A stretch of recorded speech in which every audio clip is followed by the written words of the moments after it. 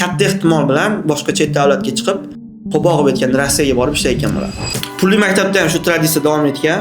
Bolalarga qo'shila olmaganman. U yerda men to'rtinchi sinfgacha men bilib olganman sinfkomlik bu bosh og'riqligini o'sha yerda bilib olganman. Keyin pulli maktabga o'tganimdan keyin umuman bunaqa sinfkomlik, tashkiliy ishlarga umuman kategoriyasiga aralashmaganman-da. Keyin u yoqda faqat o'qishga fokus qilganmiz. U yoqda repetitor ham ichida edi. Darsdan keyin darslarimizni qilishimiz uchun u yerda o'zimiz o'qituvchilarimiz eng top o'qituvchilar edi. Bizni mahkam ushlab, tepamizda turtirib darsimizni, vazifamizni qildirardi. Shuni hisobiga o'rtaga bolalar ko'pi universitet boshqa narsalarga kirishardi doim. Shuning uchun ham u yerdagi bizni ambitsiyalarimiz, nimadir maqsadlar shakllanishiga o'sha maktabimiz o'ta katta ta'sir qilgan.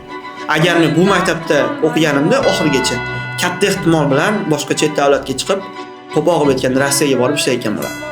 Bu bitta ota-onamning qilgan sabablaridan eng karyeraga ta'sirli joyi shu.